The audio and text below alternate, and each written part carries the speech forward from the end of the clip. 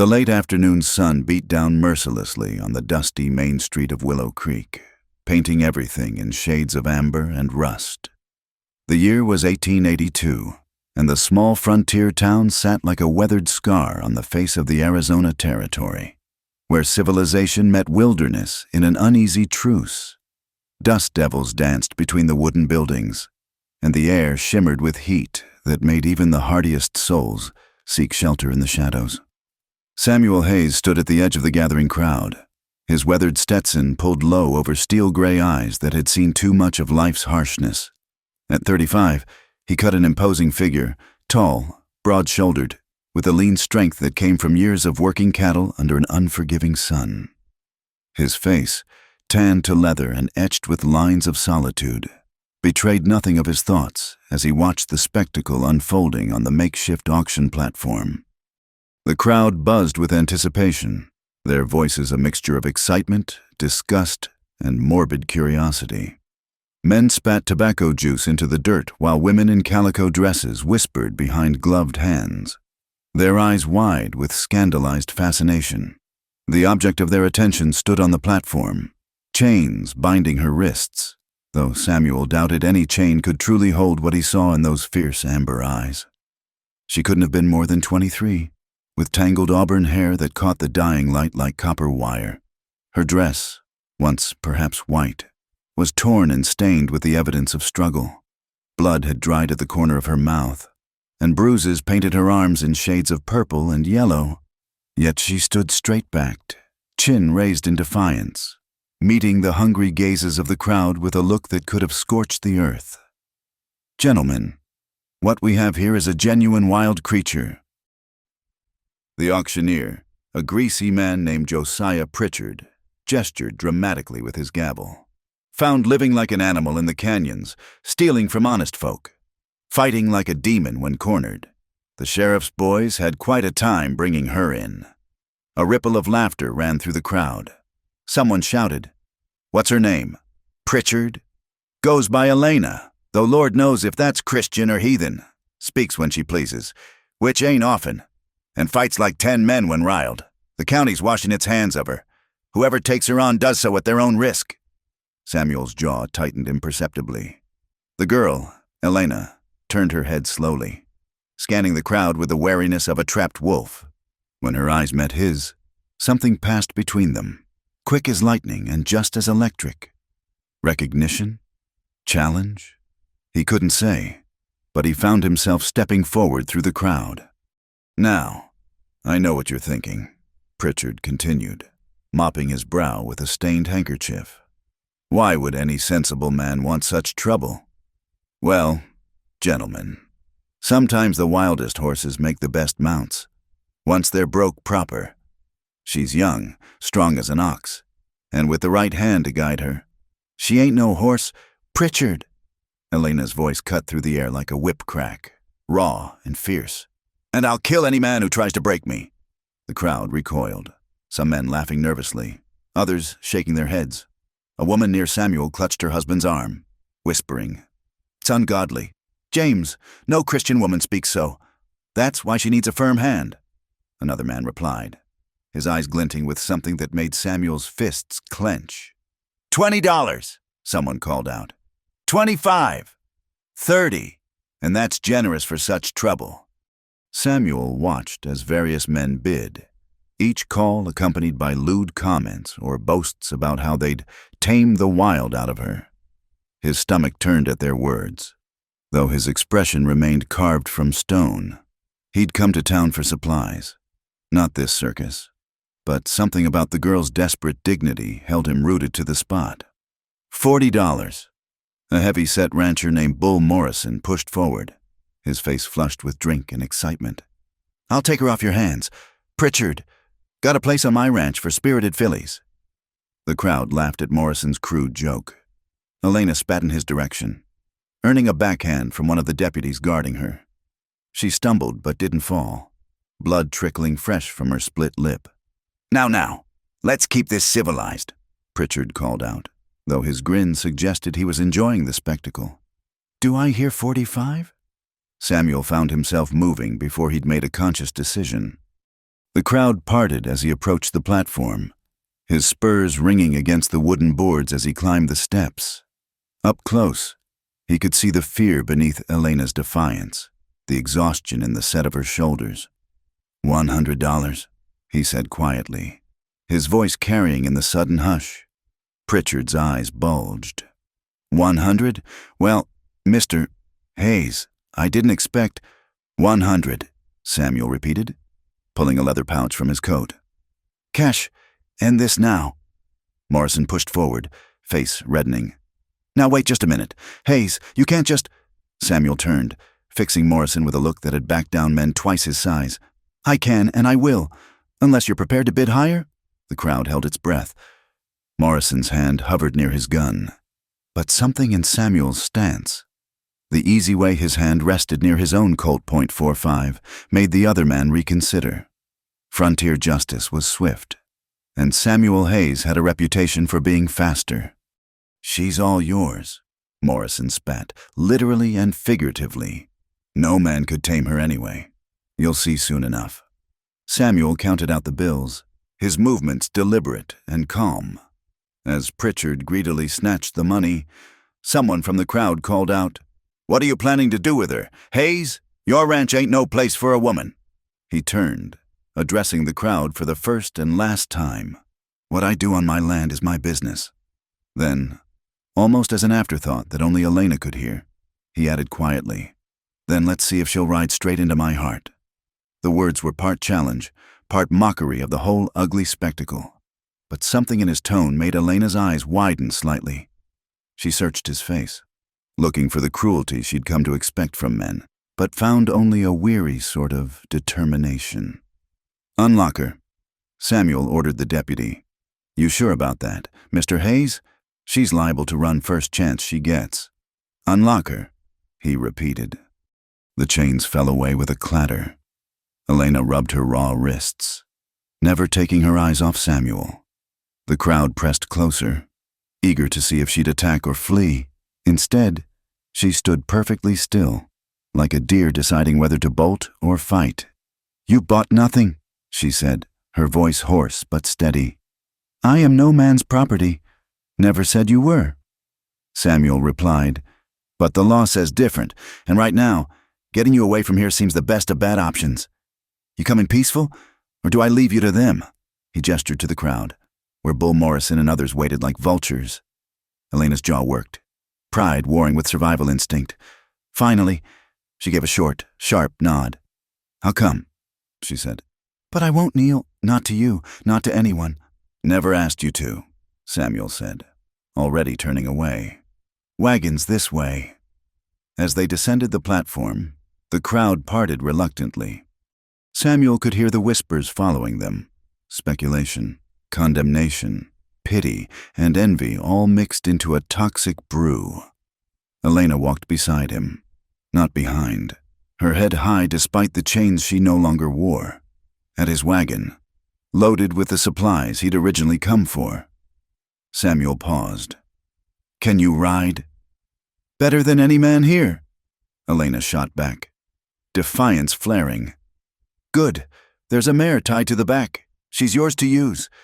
He saw her surprise and added, "Long ride ahead. Be easier if you're mounted." As she moved toward the horse, an old woman called out from the crowd, "You're making a mistake. Samuel Hayes. That wildness can't be loved out of a person." Samuel swung up onto his own mount, a solid black gelding named Redemption. "Not trying to love it out," he said, loud enough for those nearby to hear. "Maybe it doesn't need to come out at all." Elena had mounted the mare with an ease that spoke of long familiarity with horses. For a moment, Samuel saw her as she might have been, free in the wild places, unbowed by civilization's cruel hands. Then the moment passed, and they were just two damaged souls on a dusty street, watched by a town that would gossip about this day for years to come. As they rode out of Willow Creek, the sun finally dipped below the horizon, painting the sky in shades of blood and gold. Their shadows stretched long across the dusty road, two dark figures heading into an uncertain future. Behind them, the town grew small, its judgment and cruelty fading into the gathering dusk. Elena rode straight back beside him, her silence as heavy as the chains she'd worn. Samuel didn't push for conversation. He'd bought her freedom, not her trust. And he knew well enough that some things couldn't be purchased at any price. The road ahead was long, and the ranch that awaited them was no paradise, just another piece of hard land under an unforgiving sky. But it was a beginning, and in the harsh arithmetic of the frontier, sometimes that was all you could hope for. The journey stretched before them like a ribbon of dust and broken dreams. They'd been riding for 3 hours since leaving Willow Creek, and the moon had risen full and bright, casting the desert in shades of silver and shadow. The only sounds were the steady clip-clop of hooves on hard-packed earth and the distant howl of coyotes calling to their kin.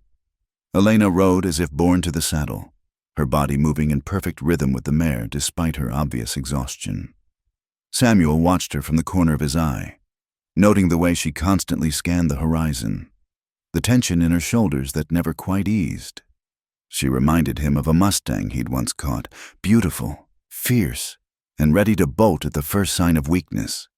"We'll camp soon," he said, breaking the long silence. His voice sounded rough from disuse.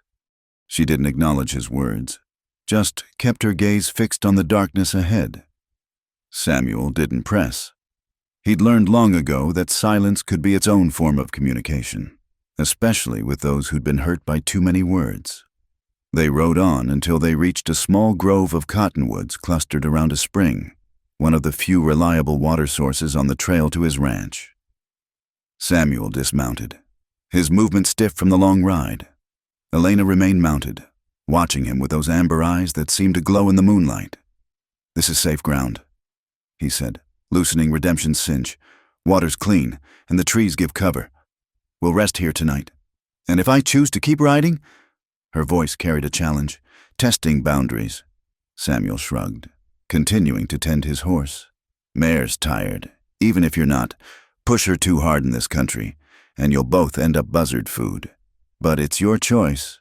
He turned his back on her, gathering dry wood for a fire. It was a calculated risk, showing vulnerability to someone who'd made it clear she trusted no one. But sometimes the best way to prove you meant no harm was to offer up your back to their blade. He heard her dismount, the soft thud of boots hitting sand. "Just for tonight," she said, as if making a concession. Samuel built the fire in silence, the familiar ritual calming his nerves. The flames caught quickly, casting dancing shadows against the cottonwood trunks. He set up a simple camp, 2 bedrolls on opposite sides of the fire, his rifle within easy reach. From his saddlebags, he produced hardtack, jerky, and a can of peaches he'd been saving. Elena tended her mare with surprising gentleness, her hands sure and gentle as she checked the animal's hooves and rubbed her down with handfuls of dry grass. When she finished, she approached the fire warily, like a wild animal drawn by warmth but ready to flee. "Hungry?" Samuel held out the food without looking at her directly.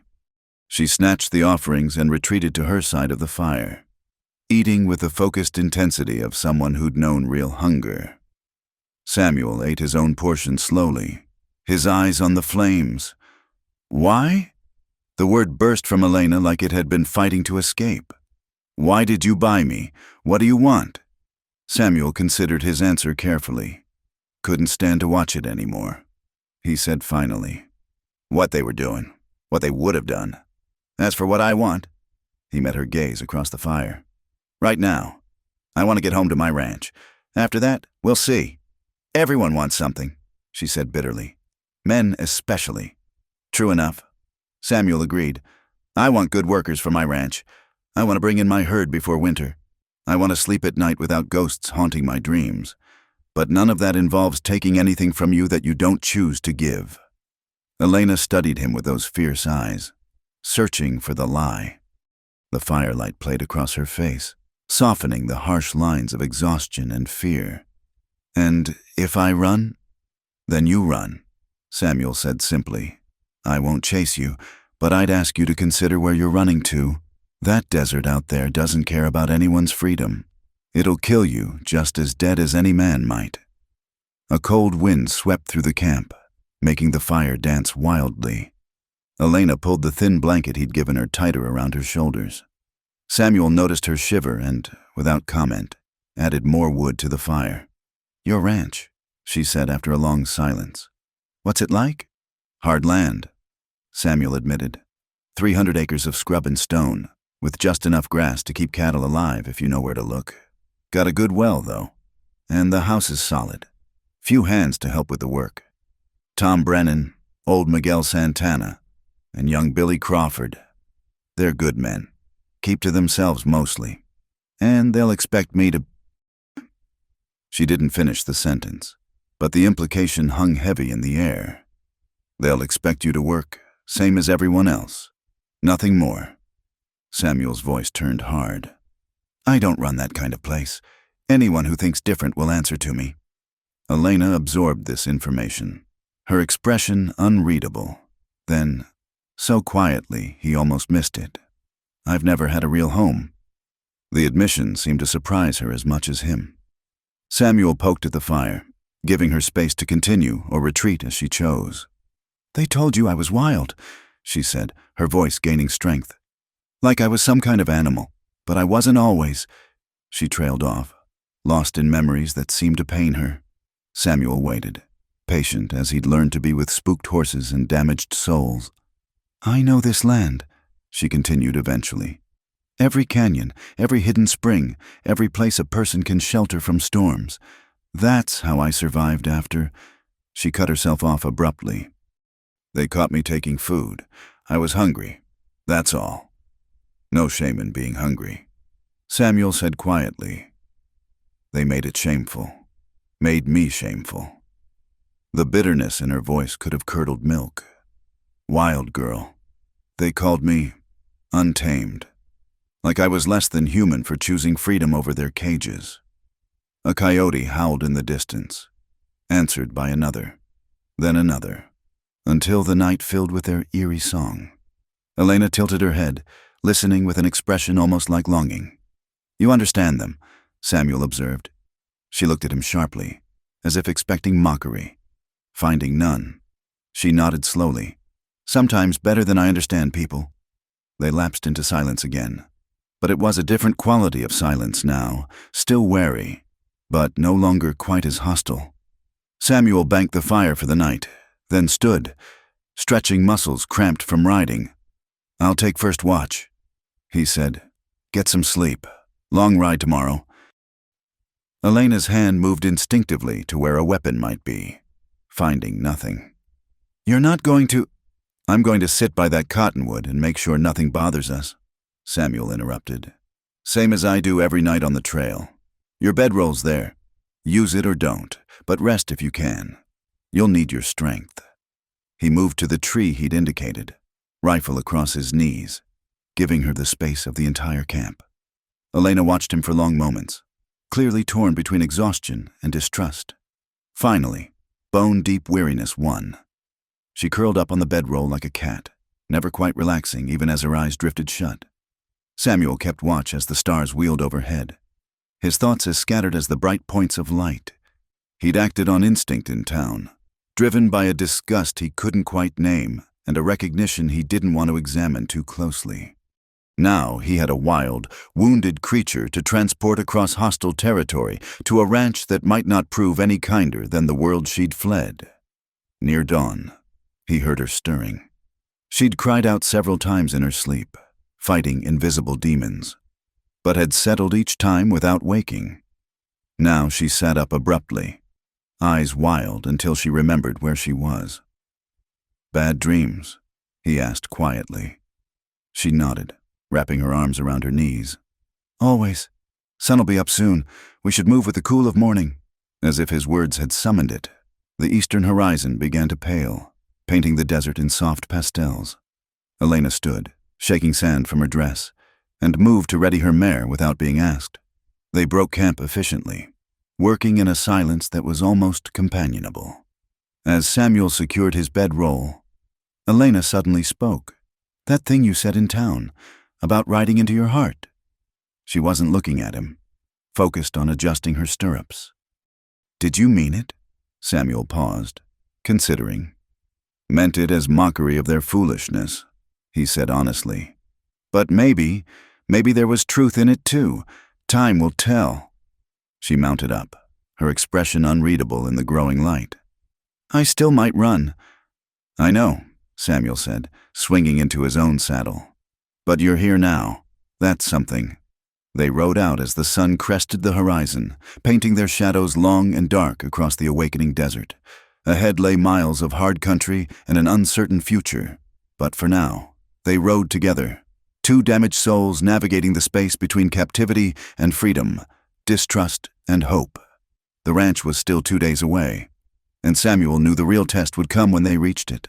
But watching Elena ride beside him, back straight and eyes alert, he felt something he hadn't experienced in years, a flutter of possibility.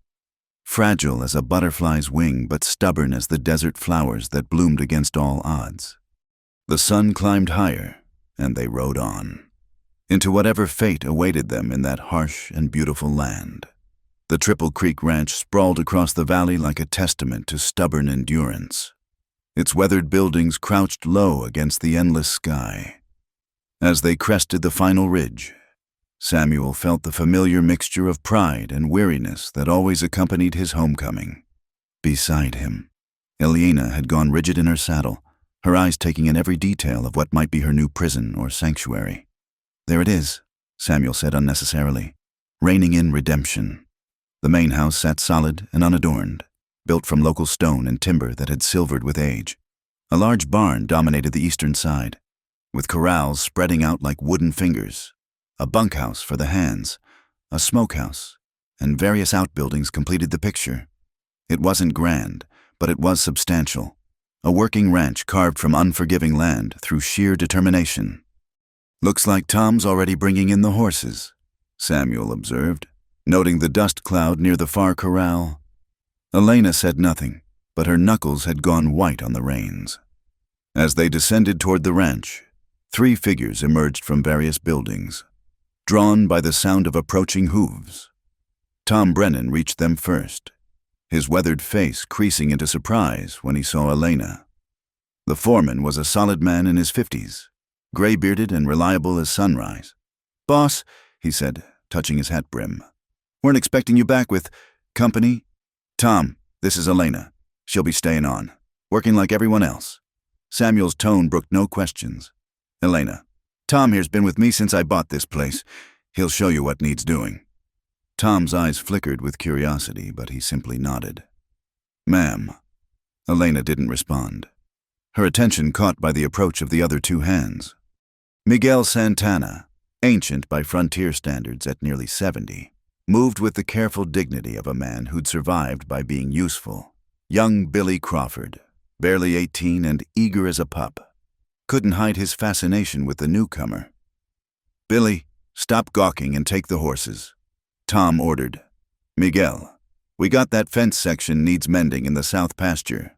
"Si, jefe." Miguel's dark eyes studied Elena with something that might have been understanding. "Welcome, señorita." Samuel dismounted, noting how Elena remained in her saddle until the men had moved away. Only then did she slide down, keeping the horse between herself and the buildings as if planning escape routes. "Come on," Samuel said. "I'll show you where you'll bunk." "Not in the main house?" Her question carried layers of meaning. "There's a room off the kitchen. Has its own door to the outside. Figured you'd want that." He started walking, not looking back to see if she followed.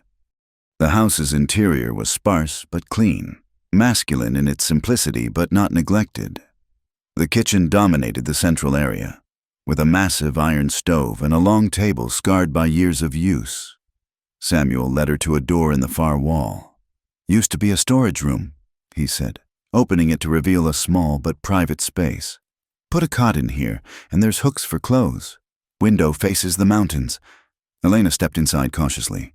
The room was tiny but clean, with a narrow bed, a small trunk, and, as promised, a window that looked out toward the distant peaks.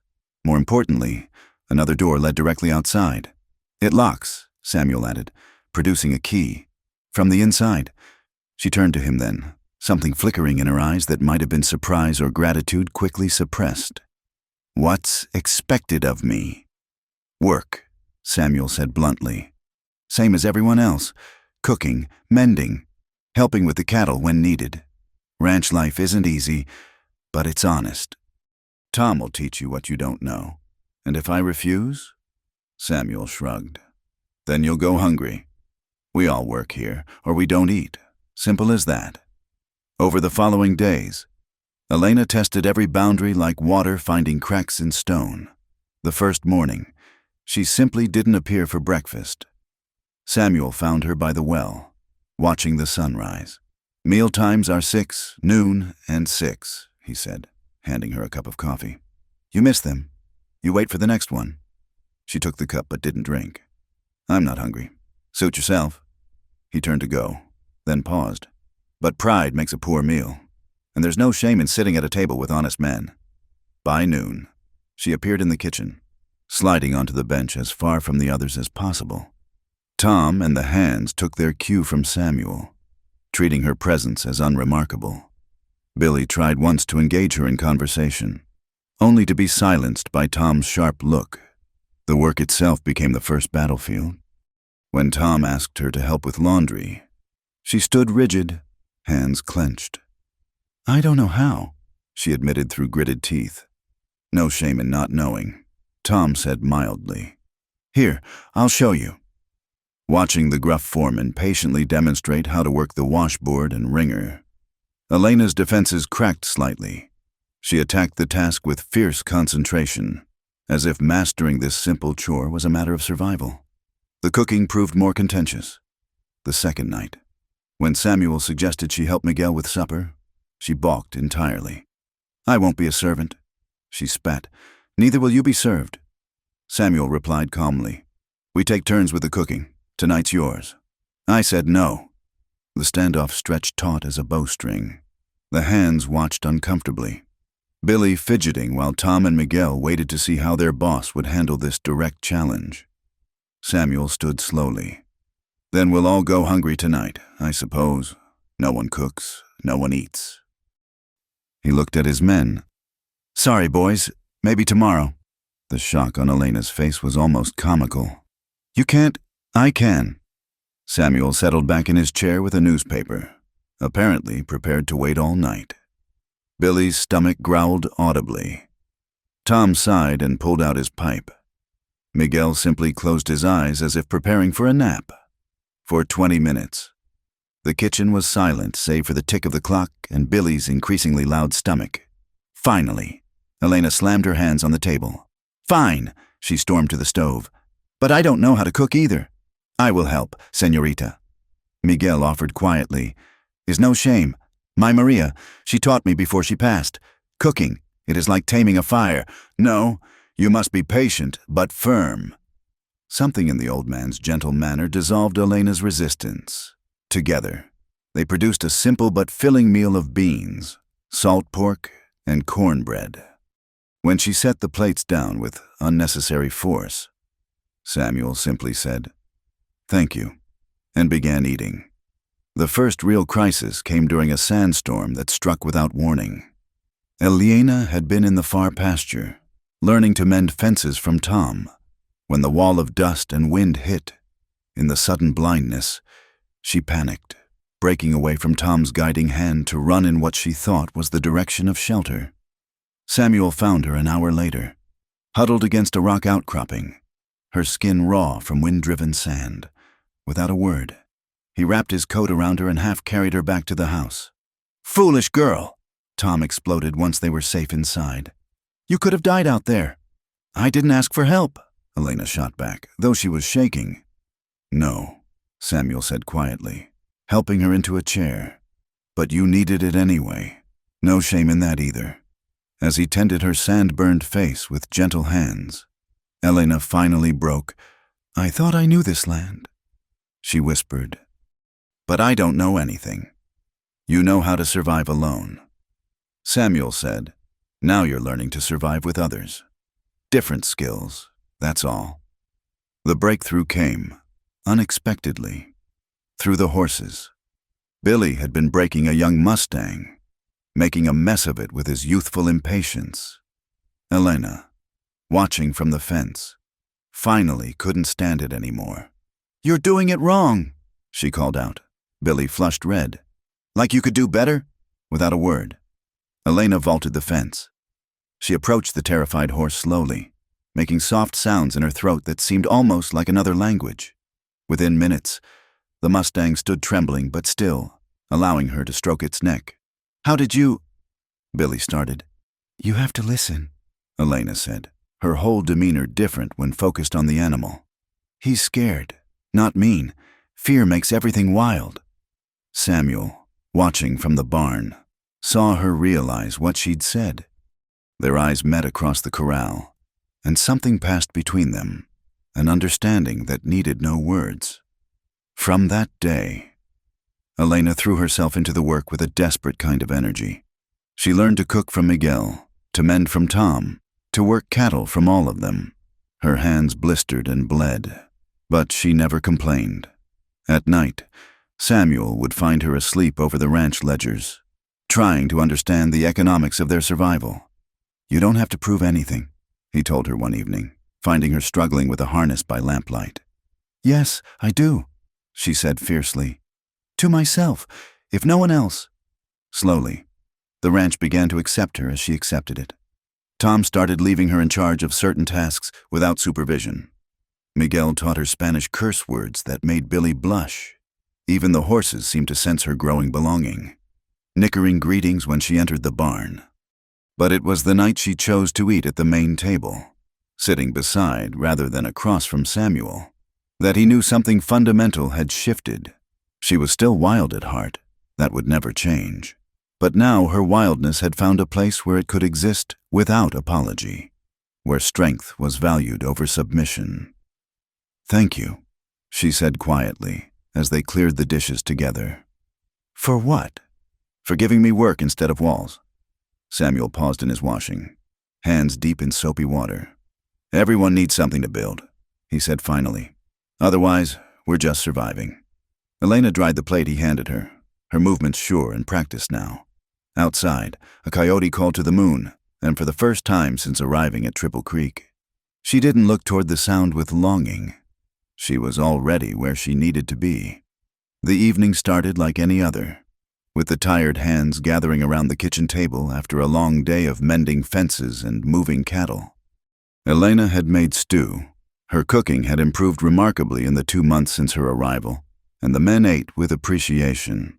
It was Miguel who first broached the subject that would crack open the carefully maintained walls around their pasts. "My youngest grandson," the old man said, apropos of nothing. "He would be about your age now, Señorita Elena, if the fever hadn't taken him." A heavy silence fell over the table. Miguel rarely spoke of family, and never of loss. Elena's spoon paused halfway to her mouth. "I'm sorry," she said quietly, and meant it. Miguel nodded, his weathered face peaceful. "He's long time now, but sometimes, when I see you working so hard, fighting so fierce against the world, I remember him. He had such fire, too. Fire's all I had," Elena said, then seemed surprised she'd spoken aloud.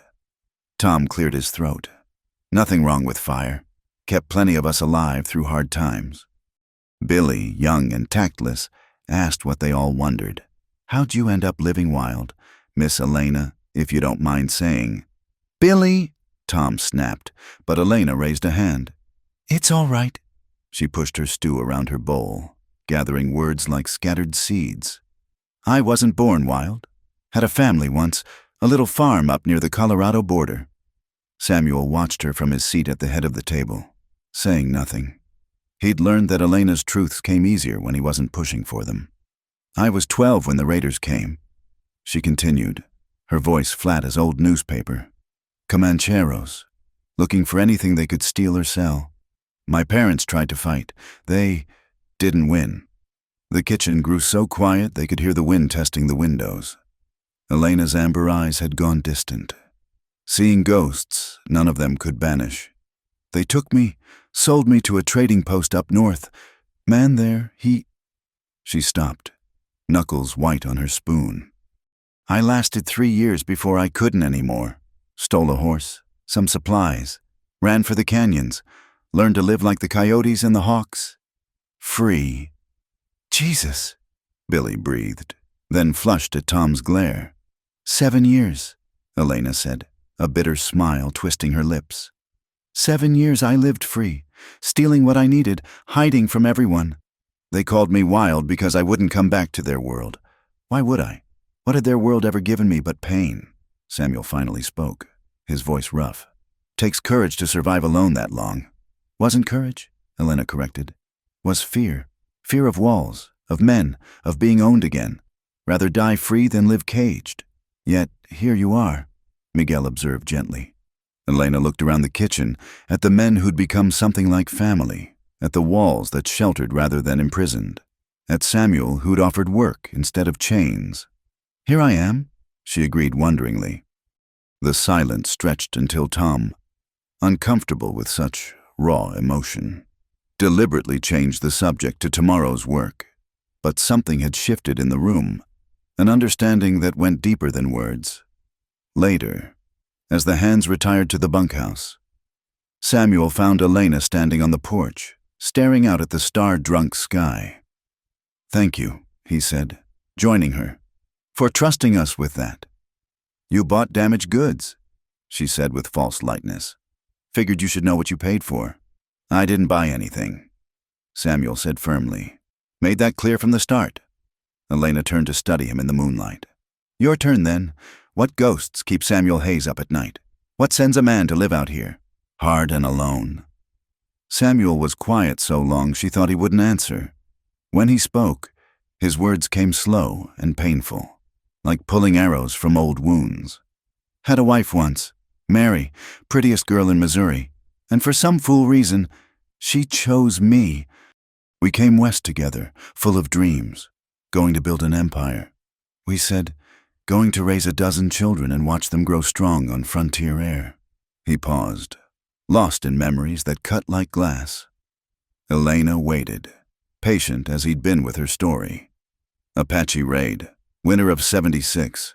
I was in town, buying supplies. Took too long. Stayed an extra day to wait for a shipment. His voice went dead. Found her in the yard. She'd fought. Mary always was fierce. But one woman against a war party? Elena's hand moved slightly, as if to reach for him, then stopped. Samuel buried her under the cottonwood she loved. Sold that land. Couldn't stay. Came here. Built this place. Figured if I worked hard enough, hurt would fade. It doesn't. He looked at her then, his gray eyes holding depths of pain that matched her own. Just becomes part of you, like scar tissue. You learn to work around it. Is that why you stopped them from buying me? Elena asked. Because of her? Samuel considered this. Maybe partly.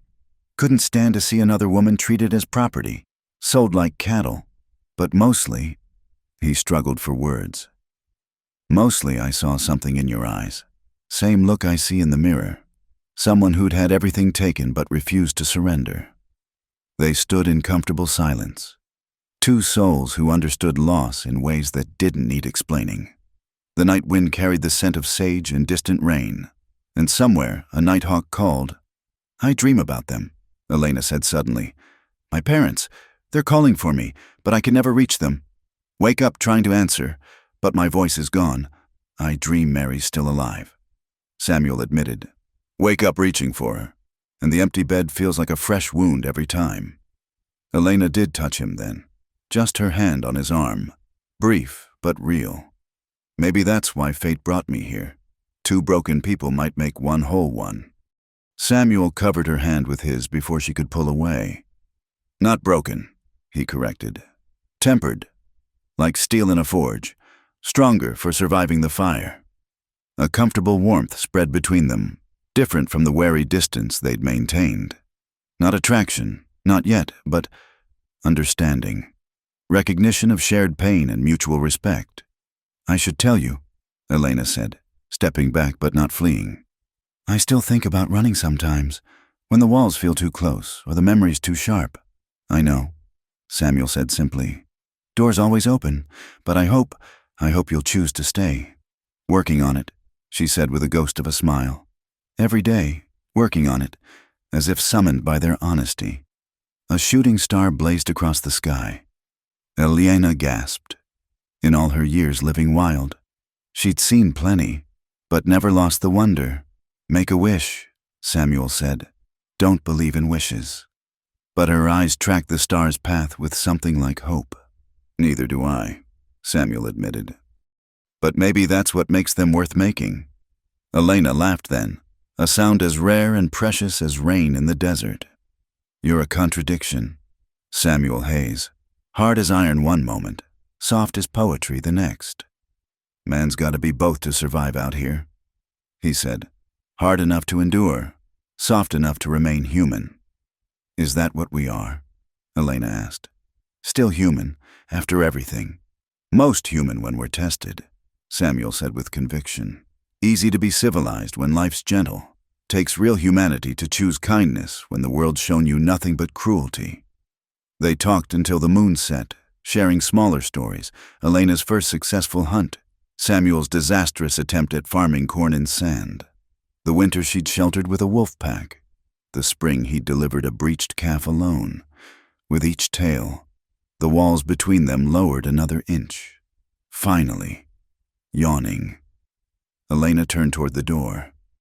"Thank you," she said, "for listening, for understanding." "Thank you for trusting me with it," Samuel replied. As she reached for the door handle, Elena paused. "Samuel? That thing about two broken people making one whole one. I didn't mean—" "I know what you meant," he assured her. "And I'm not asking for anything you're not ready to give. Maybe never will be ready. That's all right too." Elena smiled, a real smile that transformed her face from pretty to beautiful. "Good night, Samuel." "Good night, Elena."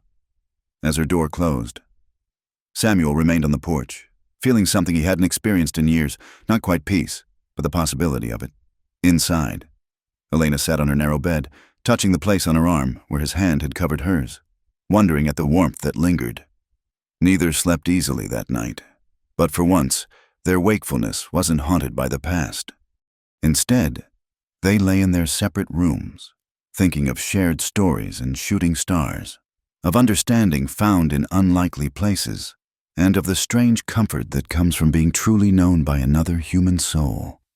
The ranch slept around them, peaceful under the vast Arizona sky, holding within its weathered walls two hearts slowly learning to heal. The thunder of hooves shattered the pre-dawn quiet, jolting everyone from sleep. Samuel was out of bed and reaching for his rifle before fully awake, years of frontier living having honed his instincts to a razor's edge. Through his window, he could see riders approaching, too many to count in the dim light, their torches creating an ominous constellation against the darkness. "Boss!" Tom's voice carried from the yard. "We got company." Samuel pulled on his boots and coat, checking his Colt .45 before stepping onto the porch. Elena emerged from her room at the same moment, fully dressed and gripping a kitchen knife. Their eyes met briefly, a silent communication of shared alertness. "Get inside," Samuel ordered, but Elena shook her head, taking position beside him. The riders thundered into the yard. 15 men strong, their faces masked by shadow and malice. At their head rode Jake Morrison, Bull Morrison's younger brother, meaner than Bull and twice as cunning.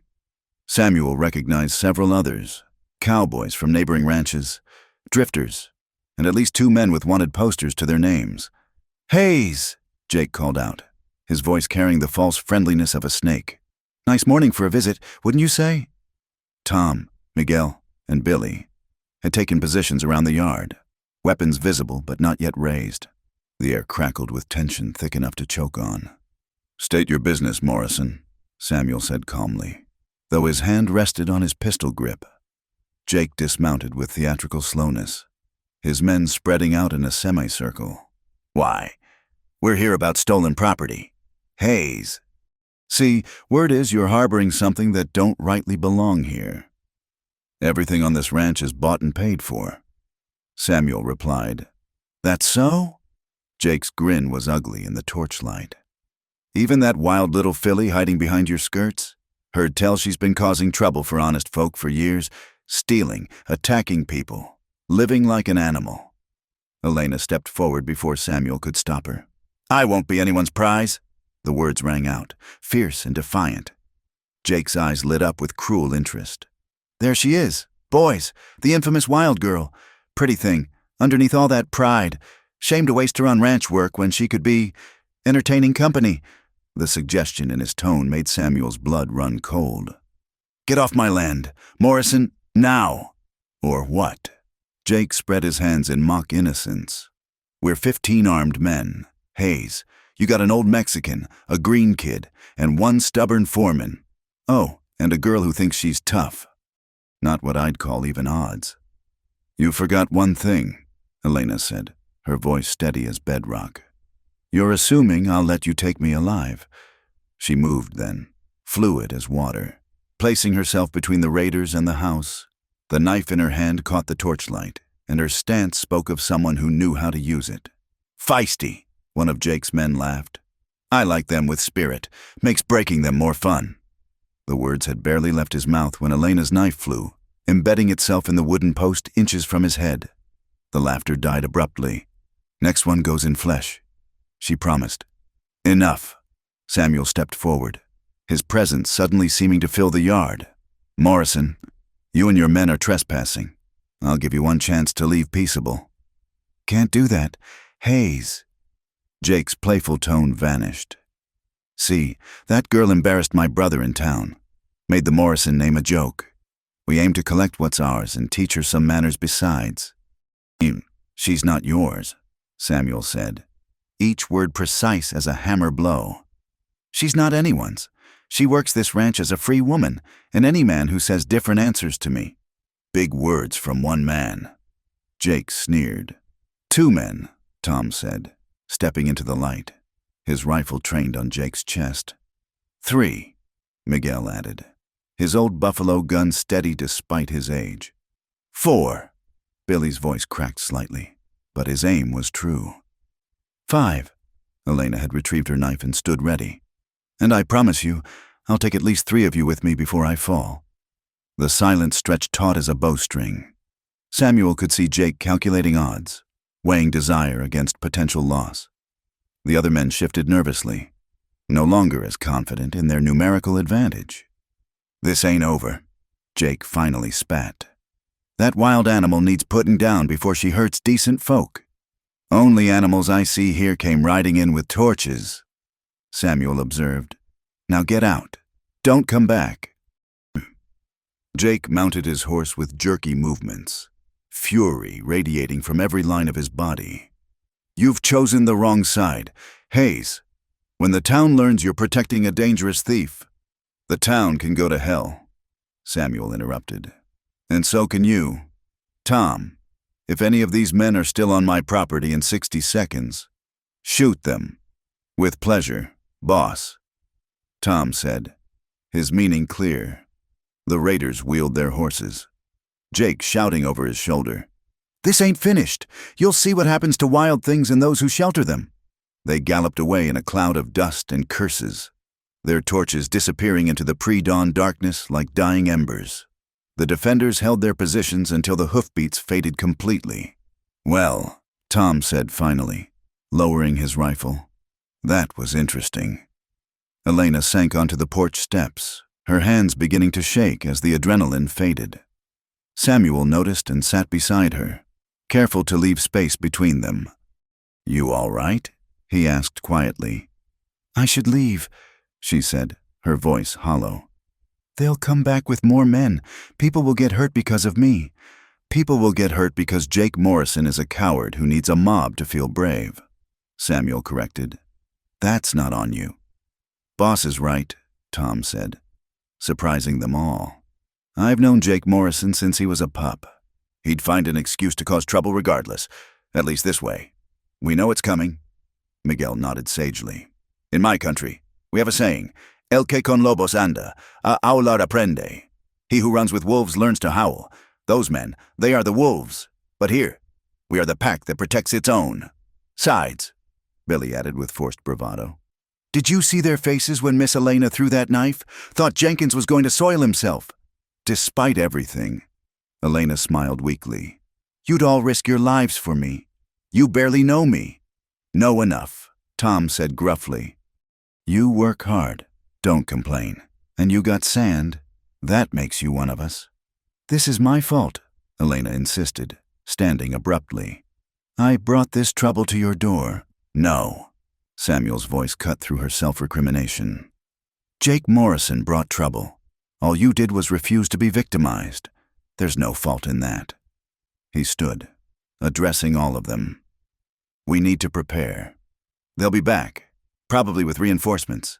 Tom, check our ammunition supplies.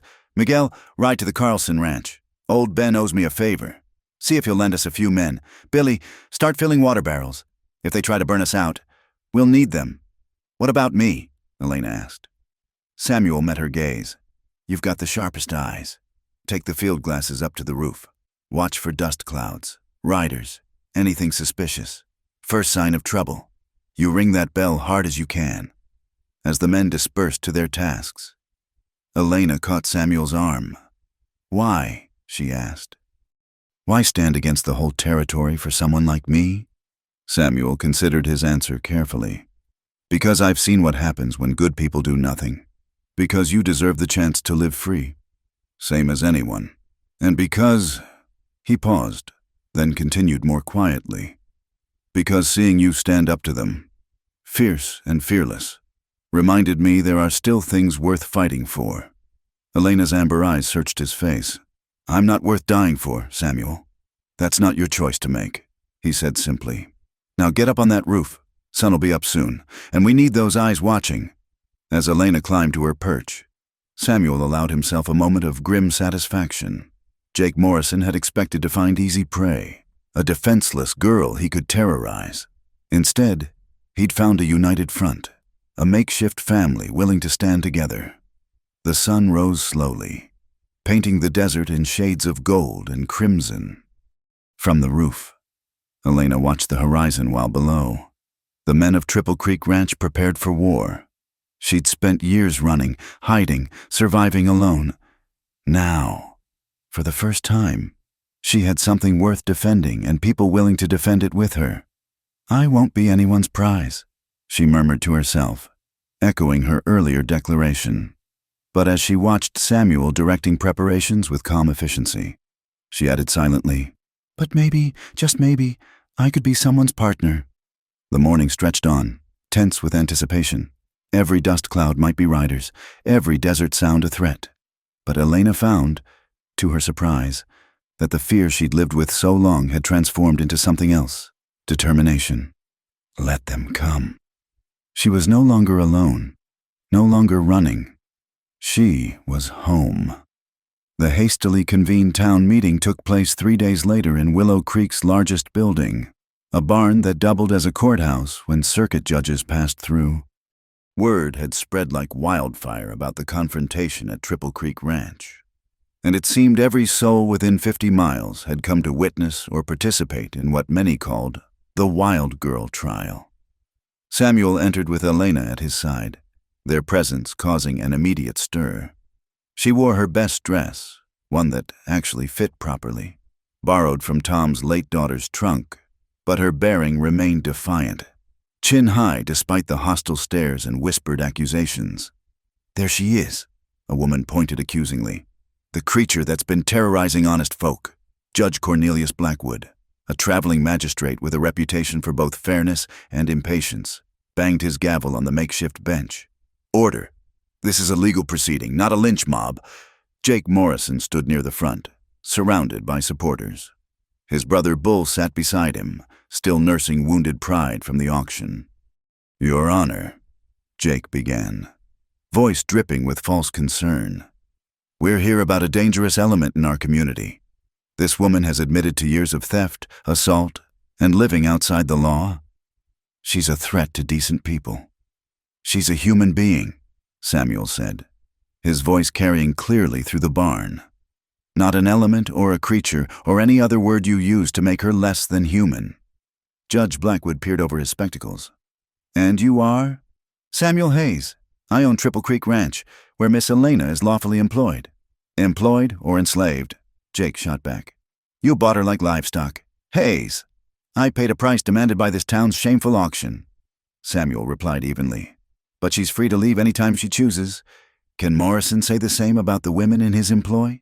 A murmur ran through the crowd at this pointed reference to Jake's saloon and its upstairs boarding house.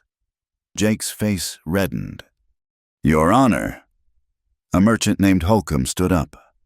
I've lost goods to theft over the years. Flour, preserved foods, blankets. If she's responsible, I took food when I was starving. Elena spoke for the first time, her voice clear despite her fear. Blankets when I was freezing. Yes, I took what I needed to survive. If that makes me a criminal, then arrest me. But ask yourself, what drove a 13-year-old girl to live in the wilderness rather than seek help from your decent community? Because you're wild, someone shouted. Untamed, dangerous. I'm dangerous? Elena's laugh was bitter. I lived 7 years in these canyons and never killed anyone. Never hurt anyone who didn't try to hurt me first. Can every man in this room say the same? The judge raised his hand for silence. Miss Elena, is that your full name? Elena Marchetti, Your Honor. My parents were Italian immigrants, murdered by Comancheros when I was 12. She stood straighter. I survived capture, slavery, and 7 years alone in the desert. If that makes me wild, so be it. Your Honor. An older woman stood, surprising everyone. It was Mrs. Carlson, wife of the rancher who'd sent men to help guard Triple Creek. I remember the Marchetti family. Good people, hard-working. Their daughter went missing after the raid. We assumed she'd been killed too. I wasn't killed, Elena said quietly. Just sold. Then I ran, because the alternative was worse than death. Judge Blackwood studied the assembled crowd. What exactly are the charges here? Being a survivor? Living outside town limits? Theft, Jake insisted. Assault. She attacked men who tried to bring her to justice. Men who tried to capture me like an animal. Elena countered. Who spoke of breaking me, taming me, using me for entertainment? Yes, I fought them. I'll fight anyone who tries to cage me again. She threatened my men with violence just days ago, Jake added. After you brought 15 armed riders to my property at dawn. Samuel interjected. Making threats against a woman under my protection. If we're discussing assault, let's discuss that. The judge's gavel cracked again. Enough. I've heard similar cases throughout the territories. Communities afraid of those who don't fit their narrow definitions of civilized. He looked directly at Elena. Young woman, do you intend harm to this community? No, Your Honor. I want only to work, to live freely, to be left in peace. And the thefts? I'll work to repay every cent, Elena said firmly. Mr. Holcomb, make a list of what you lost. I'll pay for it all, with interest. Your Honor, Jake started, but Blackwood cut him off. Mr. Morrison, I've heard enough from you. In fact, I'm curious why you're so invested in this matter. What is Miss Marchetti to you? Jake faltered. She's a danger. To your pride, perhaps, but I see no evidence of danger to the community. The judge looked around the room. What I see is a young woman who survived unimaginable trauma through her own strength and will. Instead of celebrating her resilience, you seek to punish her for it. But the law, someone protested. The law recognizes self-defense. Blackwood said sharply. It recognizes that necessity can drive desperate actions, and it certainly doesn't support mob justice or treating human beings as property. He focused on Elena again. Miss Marchetti, you stand accused of theft. Do you deny it? No, Your Honor. I took what I needed to survive. Then here is my judgment. You will work to repay what was taken. As you've already offered, Mr. Hayes, you will stand as guarantor for this debt. Acceptable. Yes, Your Honor, Samuel said immediately. Furthermore, the judge continued, any crimes committed while Miss Marchetti was a minor fleeing illegal captivity are hereby dismissed as acts of necessity. As for the assault charges, defending oneself against unlawful capture is no crime. This is outrageous, Jake exploded. What's outrageous? Judge Blackwood's voice turned to steel. It's grown men hunting a traumatized girl like sport. What's outrageous is a community that would rather condemn a survivor than examine why she needed to hide from them in the first place. He stood, his presence filling the barn.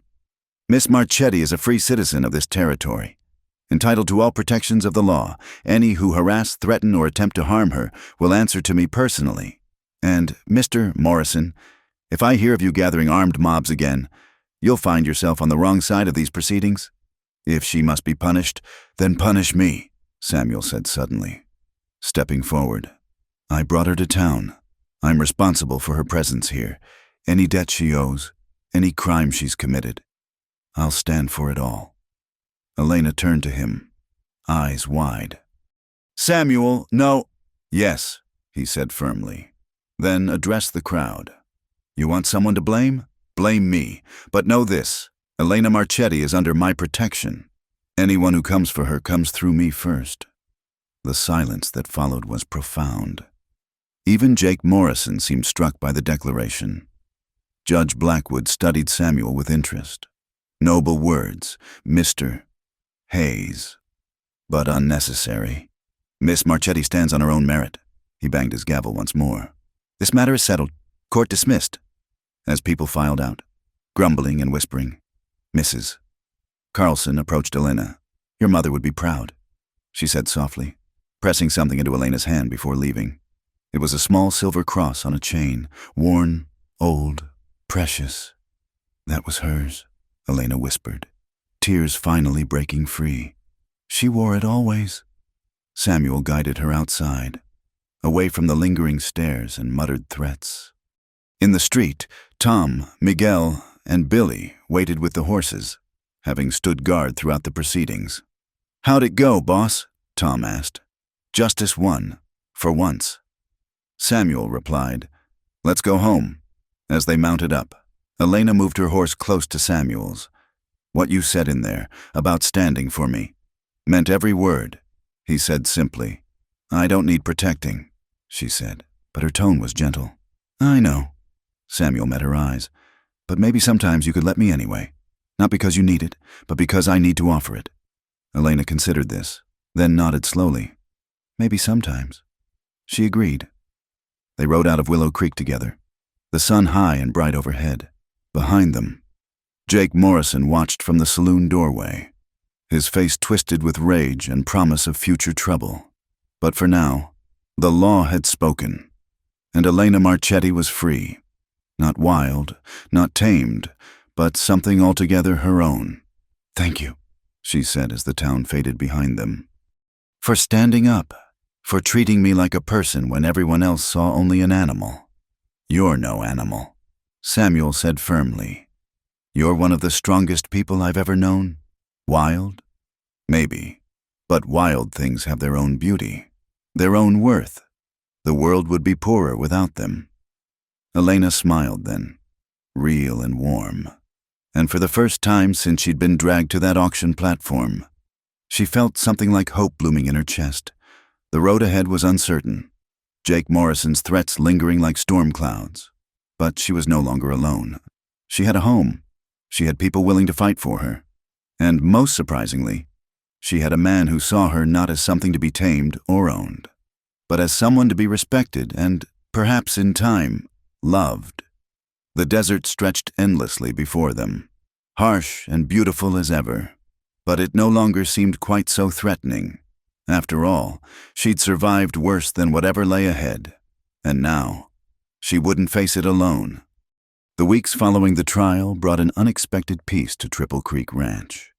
Eliana threw herself into the work with renewed purpose, no longer looking over her shoulder at every sound.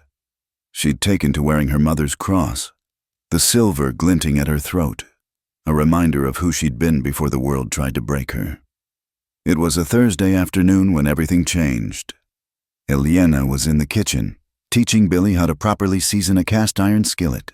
The boy was hopeless at cooking but determined to learn, when the sound of approaching horses made them both freeze. Just one rider, Elena said, her trained ear parsing the hoofbeats. Moving slow, not trying to surprise anyone. Still, she kept the kitchen knife within reach as she moved to the window. A lone figure approached on a paint mare, and Elena's breath caught. Even after 7 years, she recognized that rigid posture, that particular way of sitting a saddle. "Mary, Mother of God," she whispered. "What is it?" Billy asked, alarmed. "Should I get Mr. Hayes?" But Elena was already moving, yanking open the door and stepping onto the porch. The rider had stopped at the gate, seeming as frozen as Elena herself. "Elena!" The woman's voice carried across the yard, uncertain, hopeful, broken. "Elena! Is that really you?" "Rosa." The name came out as barely more than a breath. Billy, confused, started to speak, but Elena was already running. She vaulted the porch rail and sprinted across the yard, her usual wariness forgotten. The woman dismounted just as Elena reached her, and they collided in an embrace that nearly knocked both to the ground. "My little sister," Rosa Marchetti sobbed into Elena's hair. "They told me you were dead. All these years. I thought you were dead." Samuel emerged from the barn. Having heard the commotion, Tom and Miguel appeared from different directions, all converging on the scene with concern. But seeing Elena clinging to the stranger, crying as none of them had ever seen her cry, they held back. "I thought you died in the raid," Elena was saying, her words muffled against her sister's shoulder. "I saw the house burning. I saw— Shh, pequeña. I'm here now. I'm here." Rosa pulled back to study Elena's face, her own streaked with tears. "Look at you, my wild little Elena, all grown up." Samuel approached carefully. "Miss Elena?" Elena turned, her face transformed by joy even through the tears. "Samuel, this is my sister, Rosa. I thought she was dead." Rosa looked between them, taking in Samuel's protective stance and Elena's unconscious lean toward him. "You're the man who saved her from that awful auction. The whole territory is talking about it." "Samuel Hayes, ma'am." He touched his hat brim. "Your sister is safe here." "Safe." Rosa tested the word, then looked at Elena's face. Really looked. "And happy?" "You're happy, pequeña." Elena nodded, wiping her eyes. "Come inside, please. There's so much. How did you find me? Where have you been?" As they moved toward the house, Rosa explained. She'd been in town during the raid, working at the general store.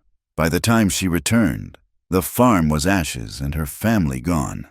"I searched everywhere for you. The army, the territorial marshals. Everyone said you must have been taken south and sold in Mexico. They said even if you survived, I'd never find you. How did you survive?" Elena asked as they settled at the kitchen table. Billy, bless him, had already started coffee without being asked. Rosa's face darkened. "An older couple, the Wheelers, took me in. They were kind enough.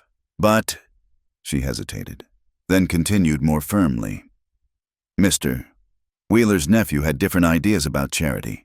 I married him to stop his advances becoming worse. It wasn't a good marriage." Elena's hand found her sister's across the table. "Is he—" "Dead, cholera. 2 years ago. I've been working as a seamstress in Silver City, saving money, always asking about a wild girl living in the canyons. Then I heard about the trial, about an Elena Marchetti who'd survived 7 years alone." Rosa's voice broke again. "I came as fast as I could. I hid like an animal." Elena said, shame coloring her voice. "I should have looked for you, should have—" "You survived," Rosa interrupted firmly. "That's all that matters. My brave, wild little sister, who used to rescue baby birds and couldn't stand to see anything caged. Of course you ran to the wilderness. Of course you survived." Samuel quietly excused himself, giving the sisters privacy, but Elena caught his arm as he passed. "Stay," she said softly. Your family too." The word hung in the air between them, precious and fragile.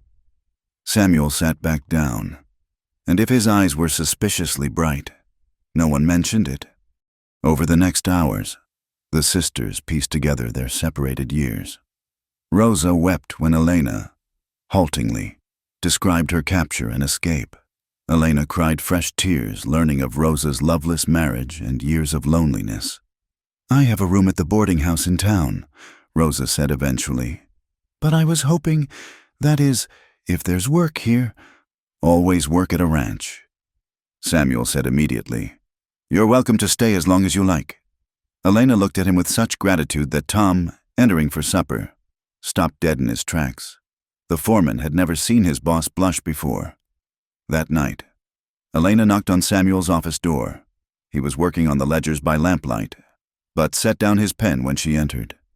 Thank you, she said, for letting Rosa stay. For everything. She's your sister. Of course she's welcome. He studied her face, reading the emotions there. You look different, lighter, somehow. Elena moved to the window, gazing out at the stars. I thought I was alone. All these years, I thought everyone who loved me was gone, but she's alive.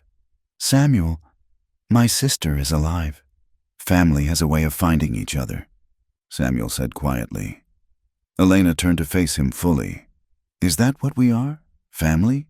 The question hung between them, loaded with possibilities. Samuel stood, moving closer but still maintaining careful distance.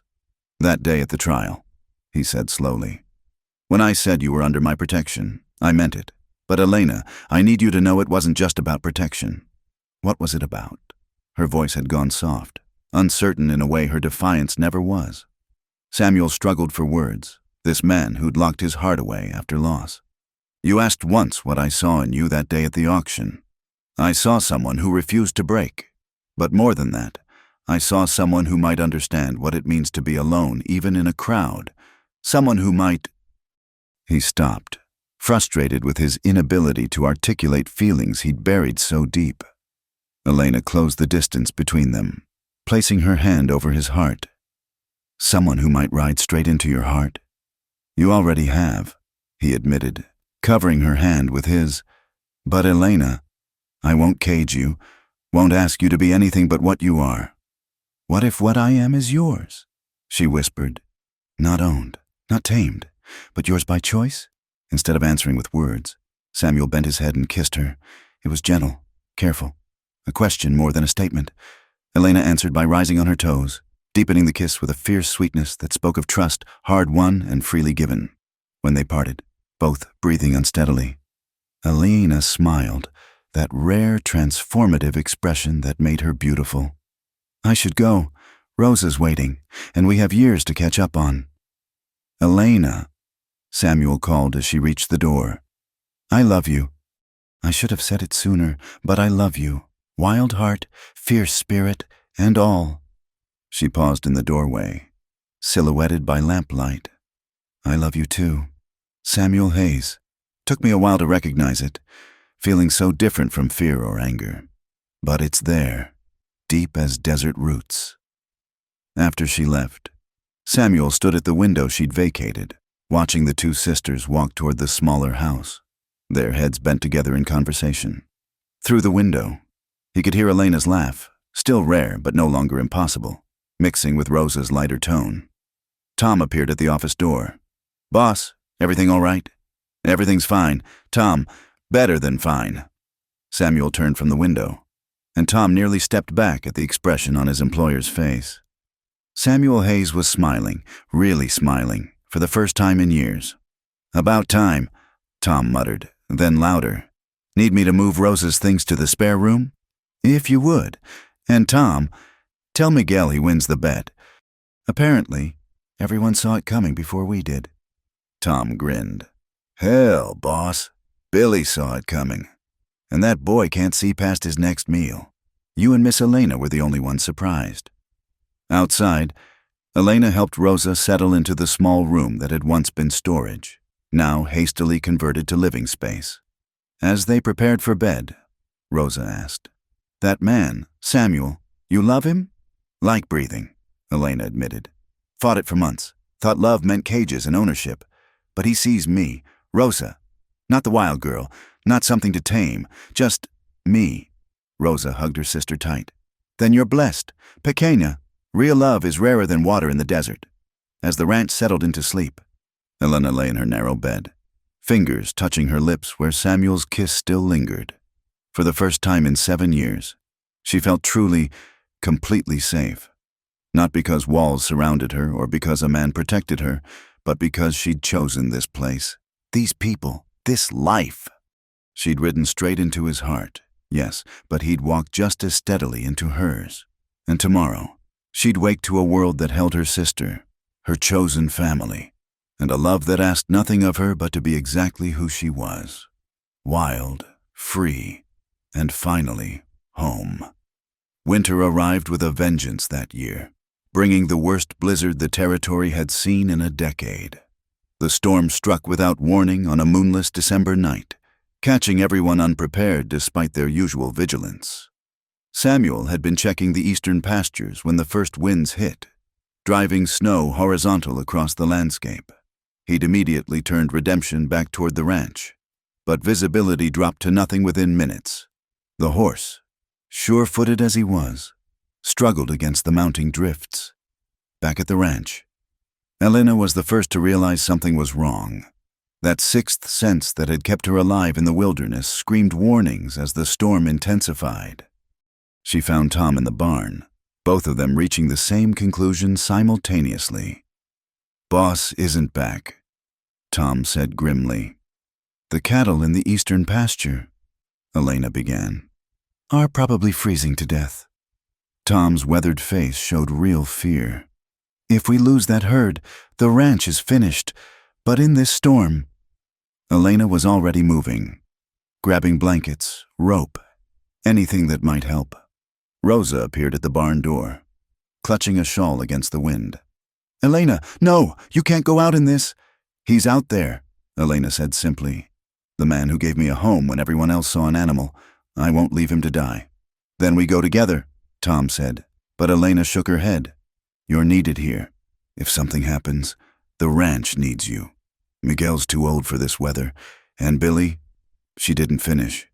They all knew Billy, for all his eagerness, lacked the experience for a rescue in these conditions. "I'll go," Rosa said suddenly.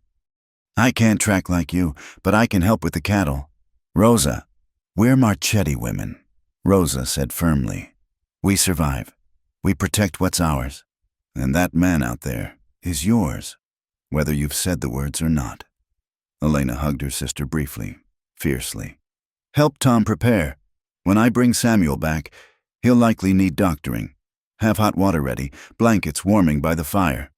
She mounted her mare, the same one she'd ridden from town that first day, and plunged into the white wall of the storm. Behind her, Tom was already organizing the remaining hands, his voice carrying over the wind.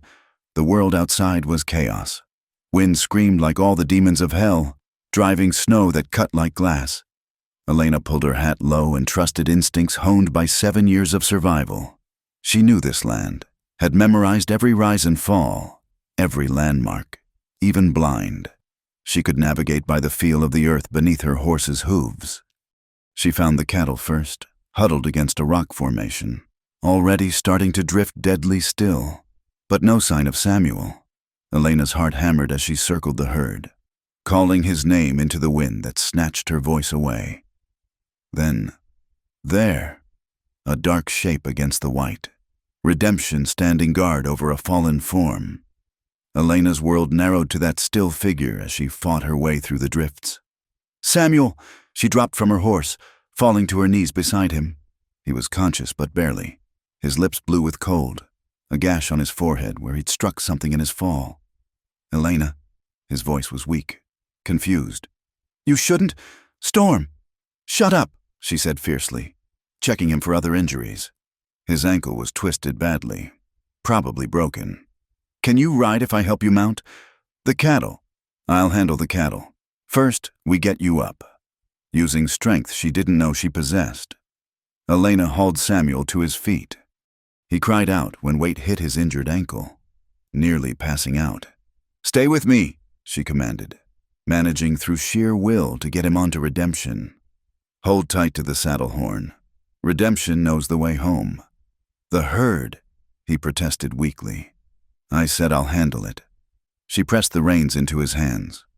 "Trust me, Samuel, the way I trusted you."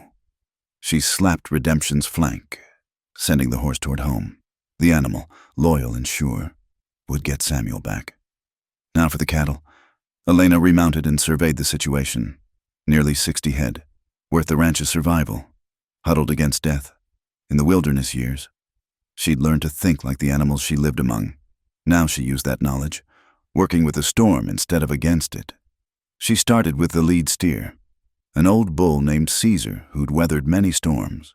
Getting him moving was key, the others would follow. Using her rope and voice, she drove him from shelter into the wind. He bellowed protest but moved, and slowly, painfully, the herd began to follow. It should have been impossible. One woman, even one who'd survived 7 years wild, shouldn't have been able to drive 60 head of cattle through a killing blizzard. But Elena had learned that impossible was just another word for difficult, and she'd been doing difficult things all her life. She became the storm itself, fierce and relentless, driving the cattle by pure will. When they tried to stop, she was there. When they turned wrong, she corrected them. Her hands went numb, her face raw, but she pushed on. These animals meant survival for the ranch, meant Samuel could keep the home he'd built. Hours passed like days. Elena lost all sense of time, focused only on the next step, the next push forward. Her mare stumbled more frequently, exhausted, but game as her rider. Then lights, blessed, beautiful lights through the white. The ranch materialized out of the storm like a vision. Tom and Billy were there with torches, Rosa holding the barn door wide. The cattle, scenting home and shelter, needed no more urging. They pushed past Elena in their eagerness for warmth. She barely remembered dismounting, Tom's strong arms catching her as she fell. The warmth of the kitchen was painful after the cold, her body shaking uncontrollably as it remembered how to feel. "Samuel?" she managed through chattering teeth. "Here," came his voice, and she turned to see him propped in a chair by the stove. His ankles splinted, the gash on his head cleaned and bandaged. "You magnificent, foolish woman. You saved them all.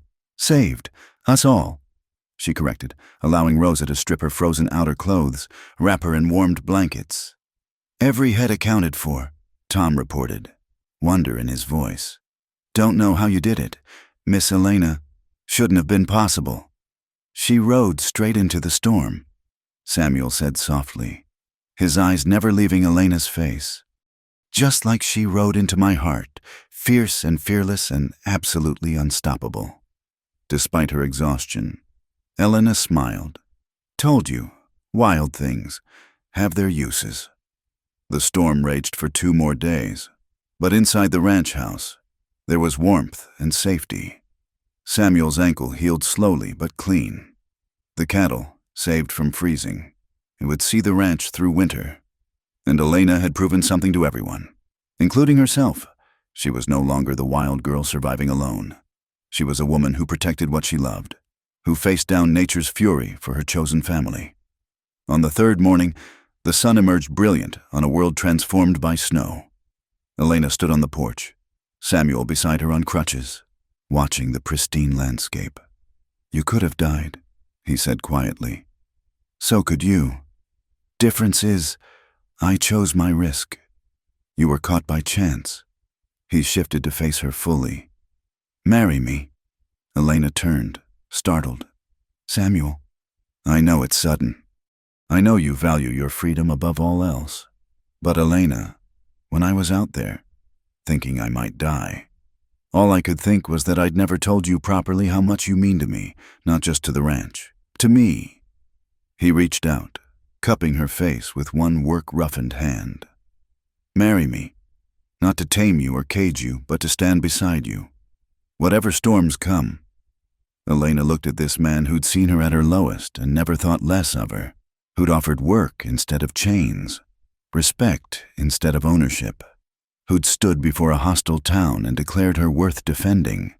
"I'm not an easy woman to love," she warned. "Neither am I an easy man, but maybe that's why we fit." She kissed him then, there on the porch with the sun painting the snow diamond bright. "Yes," she said against his lips. "Yes, Samuel Hayes, I'll marry you, but I'm keeping my knives." He laughed, the sound rich and full. "I'd worry if you didn't." From the doorway came applause. Tom, Miguel, Billy, and Rosa all beamed at them. Miguel produced a bottle of whiskey he'd been saving, and Tom declared a holiday from work as they celebrated inside. Warm and safe, while winter held the world in its grip. Elena marveled at the path that had led her here. From terrified child to wild survivor to this, a woman with family, home, and love. The girl who'd trusted no one had become a woman who'd risk everything for those she loved. No regrets?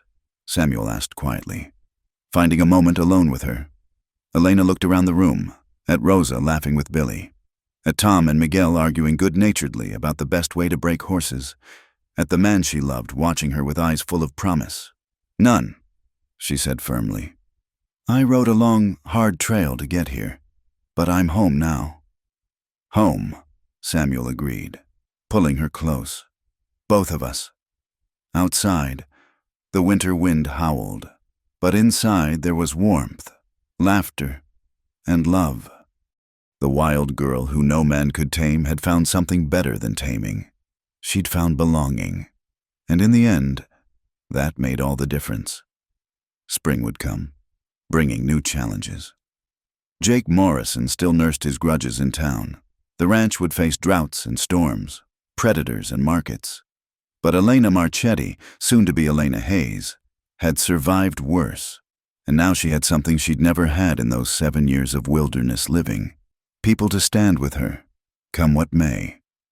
She'd ridden straight into his heart, yes, but in the end, they'd ridden together into something neither had dared hope for, a future bright with possibility, wild with love, and free as the desert wind. Thank you for joining me on this Wild West journey. I hope Elena and Samuel's story touched your heart. Where are you listening to this tale? Maybe during your commute, at home, or somewhere unexpected. I'd love to hear. Please subscribe to the From Wild West channel and share your thoughts in the comments below. Your stories and feedback make our frontier community special.